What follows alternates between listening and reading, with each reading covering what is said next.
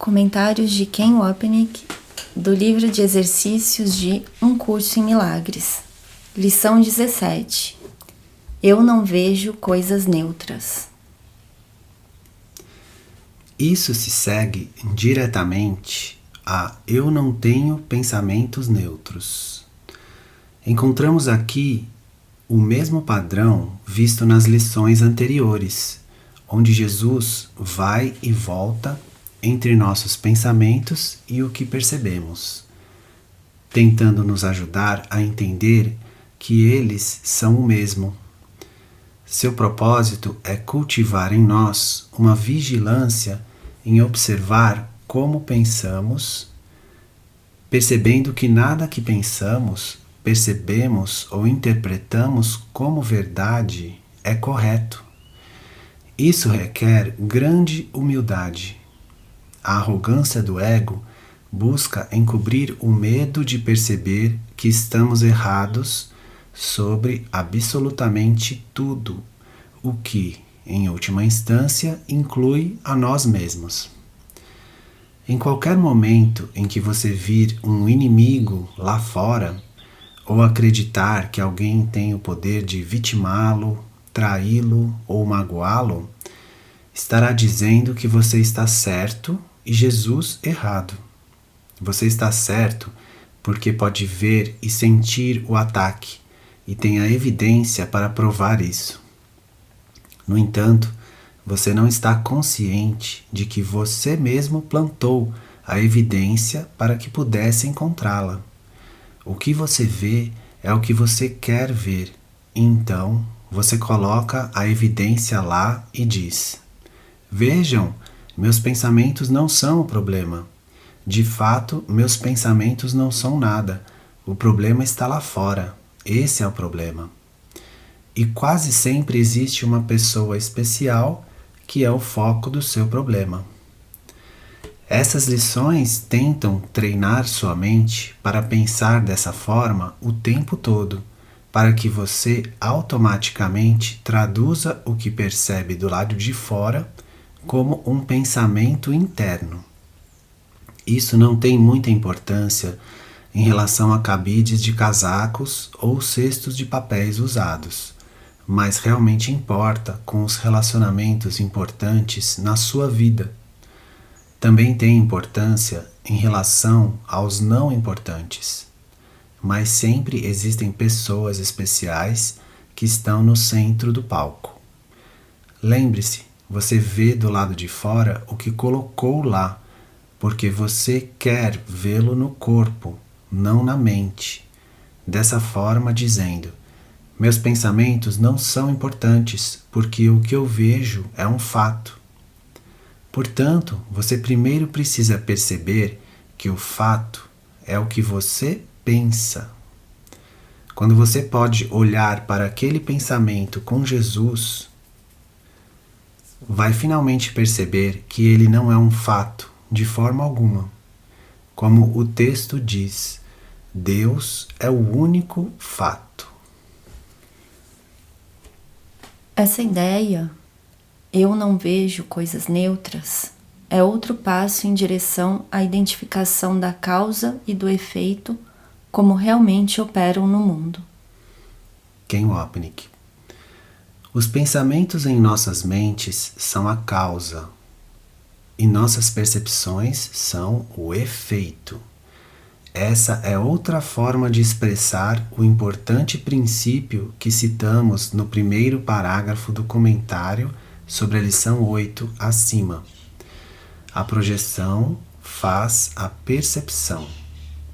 Eu primeiro escolho o meu professor, o ego ou o Espírito Santo, e essa escolha determina o sistema de pensamento com o qual eu me identifico, separação ou perdão. Eu o tornei real, porque é isso o que eu percebo dentro de mim, a causa. E, uma vez projetado, eu percebo suas manifestações em todos os lugares ao meu redor, os efeitos. Jesus diz: não vês coisas neutras porque não tens pensamentos neutros. É sempre o pensamento que vem primeiro, apesar da tentação de acreditares que é ao contrário. Ken Wapnick. Da mesma forma, podemos atestar o fato, ainda que tenhamos lido essas linhas tanto aqui quanto no texto e, em algum nível, acreditamos que são verdadeiras, de que nossas vidas diárias não refletem essa compreensão de forma alguma. Nós reagimos ao que é externo, nos esquecendo de que estamos realmente reagindo ao fato de termos empurrado Jesus para longe e depois nos identificado com o sistema de pensamento de culpa do ego. Nós rapidamente nos esquecemos desse fato, entre aspas, projetando a culpa das nossas mentes e a vemos nas pessoas, eventos e coisas, todas ameaçando nos ferir e tirar a nossa paz. O propósito dessas lições e exercícios é praticarmos ver como nós não vivemos dessa forma, como reagimos ao que está fora de nós. Lembre-se, o que está fora não apenas inclui os corpos das outras pessoas, mas o nosso próprio também, pois fora se refere ao que está fora das nossas mentes, não dos nossos corpos. O ponto, novamente, é que não estamos reagindo ao mundo, mas à decisão em nossas mentes. Além disso, é importante lembrar que a decisão pelo ego foi inventada, pois nós reagimos ao sistema de pensamento ilusório do ego que nos diz o quanto somos sem valor, pecadores e miseráveis. O lar do mal, da escuridão e do pecado, como a lição 93 afirma. Essa é a insanidade que tornamos real e nunca desafiamos. Portanto, estamos aprendendo que não apenas o mundo é uma defesa, mas assim também é o nosso sistema de pensamento de separação. A realidade, além tanto do mundo quanto dos pensamentos que o fizeram, é o amor de Deus, a única verdade. Jesus disse: o modo de pensar do mundo não é esse, mas tens que aprender que é o modo como pensas. Ken Wapnick. Jesus está deixando inegavelmente claro que essa conexão causal entre a mente e o corpo é algo que temos que aprender, assim como ele também deixa claro em outras lições, e que é necessária uma tremenda prática e vigilância, porque nossa forma de vida está estabelecida de maneira oposta. Nós fomos programados para pensar que é o mundo que se impinge a nós e que os caras maus estão lá fora no mundo. No entanto, Jesus está dizendo a nós aqui: isso é algo que você não vai entender imediatamente, pois requer muita prática. Eu o estou apresentando a você agora pela primeira vez, mas vamos passar por isso de novo e de novo. Jesus está, portanto, enfatizando que nós somos os estudantes e Ele é o nosso professor. E sempre que tivermos dificuldades com o texto, livro de exercícios ou manual, é simplesmente porque ficamos com medo do que Ele está nos dizendo.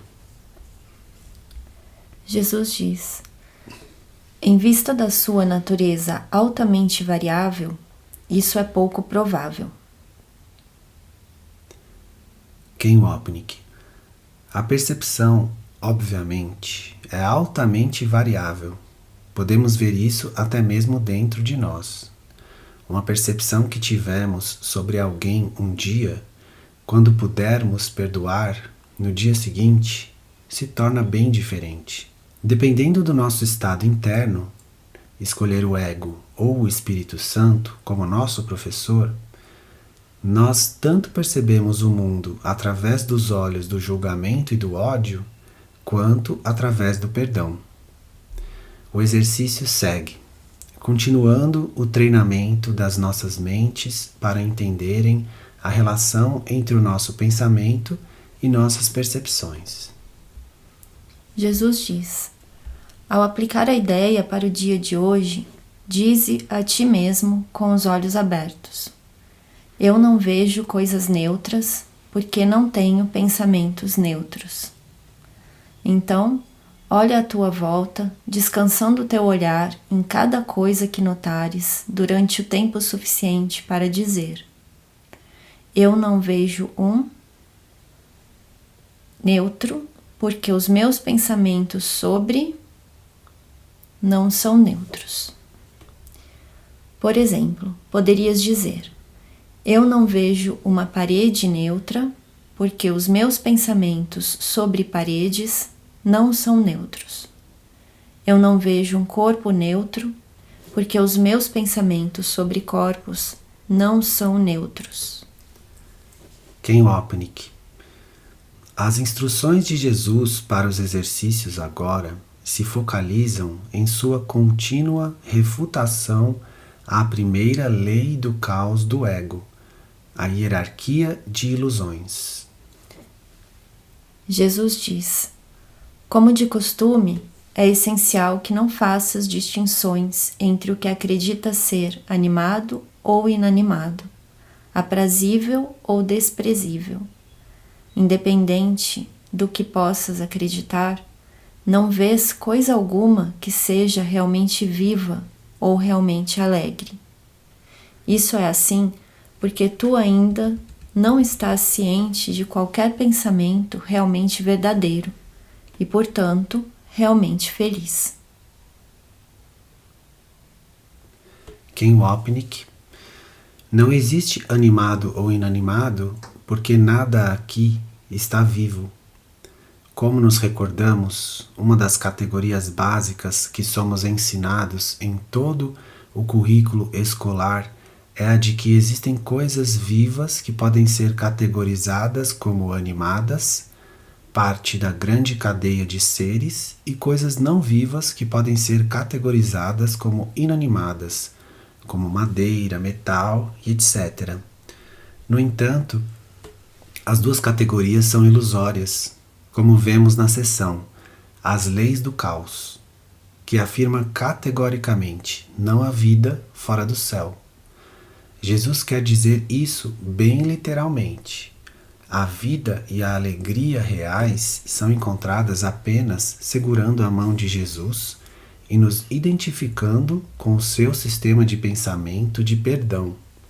Ele é alegre porque nos leva de volta à nossa vida real como partes de Deus, a única alegria. No entanto, ainda precisamos aprender como atingir essa vida e alegria. E esses exercícios, junto com as gentis instruções encontradas nesse próximo parágrafo, estão entre os meios que Jesus emprega para cumprir seu propósito pedagógico. Jesus diz: 3 ou 4 períodos de prática específicos são recomendados, e no mínimo 3 são requeridos para aproveitamento máximo, mesmo se experimentares resistência. Porém, se o fizeres, a duração do período de prática pode ser reduzida para menos do que o minuto aproximado que é recomendado, se isso não ocorrer. Ken Wapnick. A menção à nossa resistência é a maneira útil de Jesus nos lembrar de não nos sentirmos culpados. Ele não iria levantar esse aspecto com tanta frequência quanto faz se não estivesse esperando que ficássemos amedrontados com o seu ensinamento e, portanto, tentássemos resistir a ele. Aprender a aceitar essa resistência é um passo essencial na direção de liberá-la.